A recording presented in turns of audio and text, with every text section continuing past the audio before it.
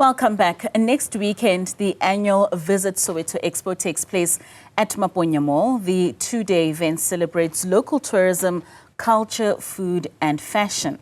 The expo also offers a platform for new entrepreneurs and small businesses to market their businesses through stalls and exhibitions. The event comes as a great opportunity to elevate the Southwestern Township's diverse offering as South Africa gets ready to host the G20 Summit in November. We speak now to the Soweto Tourism CEO, Thato Mothopeng, as well as Makatu Tshivhula, who's the founder of the Lights Candles, one of the businesses that will be showcased at the expo. Gentlemen, a very good morning to you and welcome to you both. All right, let's start with you, Thato. I mean, you're having this event in Soweto. This is the second annual one. The first you had was in 2022 during lockdown, which was very brave of you. Yeah. But before we get to that, I just want maybe to give us context in terms of Soweto as a township. I mean, we know that it's got a rich history, particularly because of the political role that it played before 1994. What are the young people of Soweto creating as a narrative today? Yo, man, there's something exciting about the young people of Soweto, not only Soweto, but South Africa lately. You know, the Gen Zs of today are one of the most creative groups I've actually met. You know, I know we are with Makatu here, who's also an entrepreneur, doing great work, creating employment, but there's a lot more. You know, there's a lot more young people that are innovative, coming up with crazy, beautiful ideas. And that's what's exciting about this year's Visit Soweto Expo. There's a platform for young people, even the elderly, but entrepreneurs, especially focusing on the young people, to come and showcase their products. We want to give them access to market. You know, Maponya Mall, around month end, they have around like 30,000 to 40,000 people that are coming, just a foot flow. And for us, that's the most important thing. We want young people to aspire to have shops, you know, in one of the biggest malls in Soweto. And then, you know, to also have the local people getting an opportunity to support the small businesses in Soweto. Which is very important because we do know that Soweto with Vilagazi Street, they have over 200,000 people that come through and visit that street just on a weekly, but a lot of those are international tourists. So designing this and ensuring that a lot of the locals are aware of what is offered locally is quite important. And then that then brings us to the Light Candles business. Welcome, Makatu. I think your business has been around for quite some time. You've even had training in terms of ensuring that you as a business person, you understand the workings of your business. How are people reacting to your candle business, particularly in the township? Yeah, no. People, firstly, thank you so much for having me. People are very supportive, especially in the township. I think most of my customers actually come from the township, and I've started supplying one of the biggest supermarkets in the township, and it's pushing a lot of volumes for my business. So they've been reacting quite well, especially because of the quality. They always come back and tell me that the quality is out of this world. There's no other candle that competes with mine. And why candles?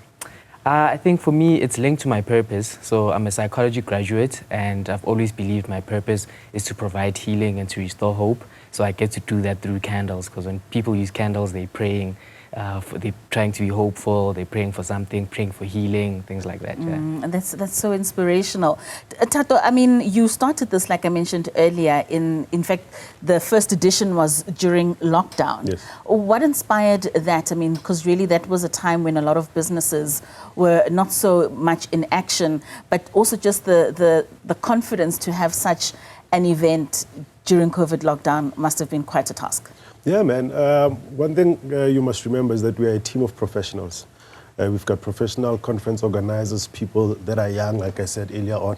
But again, during lockdown, it was important for us to keep on pushing government to open up or deregulate. So we had to now make sure that instead of stopping the economy, let us now come with alternative ways, which was the Visit Soweto Expo, an outdoor exhibition space that allowed people to do the walk-arounds during lockdown, which is something that was, you know, what we needed, you know, to walk around and so forth.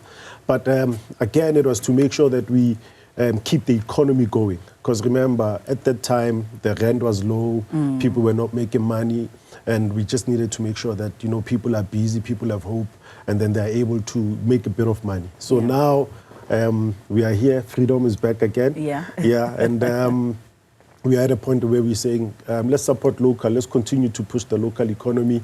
The more young people that are exposed, the more young people that are working, the lesser crime we have in our townships, the more successful future we have, you know, and this is important for us. We want to make sure that we create a platform for young people to showcase their products and build a better South Africa. Most certainly. Makatu, Thato speaks about opening markets and access to young people, especially when it comes to some of the local businesses. But I know your business has enjoyed a little bit more than just locally. I mean, you now provide these candles across all 9 provinces. You export to countries such as Lesotho and Zimbabwe.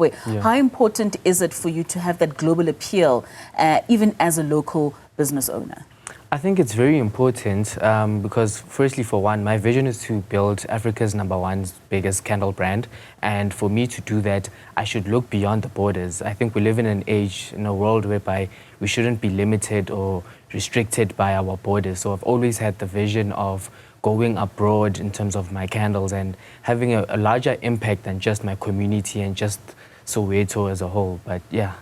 And I mean, Thato, you spoke about just that access, and now speaking about the number of tourists that are coming in. The G20 is taking place in November. We do know that many of them are going to be walking through the streets of Soweto. What are some of the plans and the coming together of not just businesses, but all stakeholders within the township in preparation and making sure that you get the best out of the G20?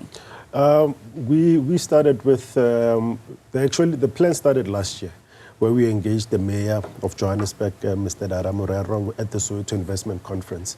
And then we were making all stakeholders aware that there is now the G20 coming in.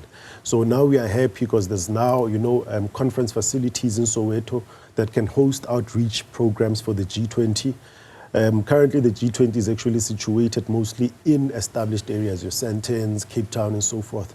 But we are always, you know, inviting government to come and actually do their outreach programs within the communities, because we have to prove commitment to local economic empowerment. And for us, it's very important. So we're still urging government and G20 stakeholders to make sure that they also, you know, outsource local people. They utilize the services of the local people. The G20 must not only